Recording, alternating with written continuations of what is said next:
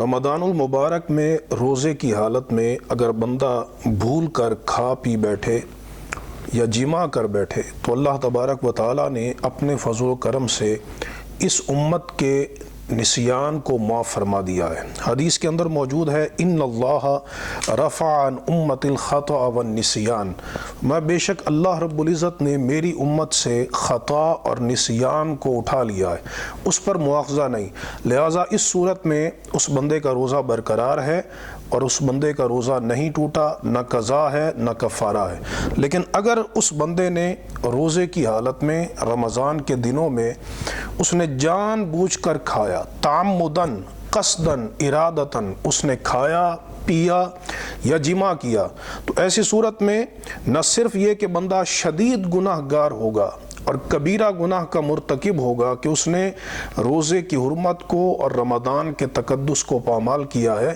تو صرف گناہ نہیں ہوگا بلکہ اس روزے کی قضا بھی لازم ہوگی اور اس کا کفارہ بھی لازم ہوگا۔ کفارہ کیا ہے؟ کفارہ یہ ہے کہ ایک غلام کو آزاد کرے۔ اب ظاہر ہے کہ اب اس وقت غلامی کا رواج نہیں ہے، تو پھر دوسری صورت کیا ہے کہ بندہ 60 روزے لگاتار، اس میں لفظ آتے ہیں متتابعین، 60 روزے لگاتار جو ہے وہ رکھے، مسلسل روزے رکھے، درمیان میں کوئی انقطاع نہ ہو۔ اور اگر وہ 60 روزے رکھنے کی استطاعت نہیں رکھتا تو پھر 60 مسکینوں کو 2 وقت کا کھانا کھلائے۔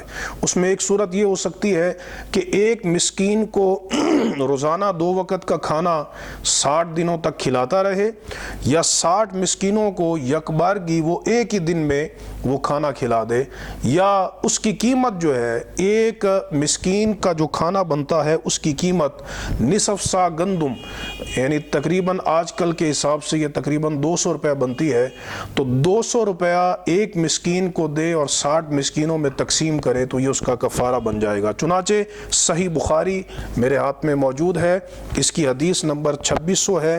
نبی کریم رؤوف الرحیم صلی اللہ تعالیٰ علیہ وسلم کی بارگاہ میں ایک بندہ حاضر ہوا اور اس نے عرض کی ہلاک تو، حضور میں ہلاک ہو گیا۔ فرمایا وما ذاک، کیا ہوا؟ عرض کی حضور وقعت بأہلی فی رمضان، کہ میں رمضان میں اپنی اہلیہ کے قریب جا بیٹھا، مطلب یہ ہے کہ میں نے جمع کر لیا۔ قال، حضور نے فرمایا تجد رقبتن، فرمایا کہ کیا تم کوئی گردن پاتے ہو، یعنی غلام پاتے ہو؟ اس نے عرض کی حضور نہیں۔ فرمایا کہ فہل تستطیع ان تصوم شہرین متتابعین، کہ کیا تم 2 ماہ مسلسل روزے رکھ سکتے ہو؟ عرض کی حضور نہیں، میرے اندر اس کی استطاعت نہیں ہے۔ تو نبی کریم علیہ السلام نے فرمایا فتستطیع ان تطعم 60 مسکینا، تو پھر فرمایا کہ تم 60 مسکینوں کو کھانا کھلانے کی استطاعت رکھتے ہو۔ مطلب یہ تیسری صورت ہے کہ 60 مسکینوں کو کھانا کھلایا جائے۔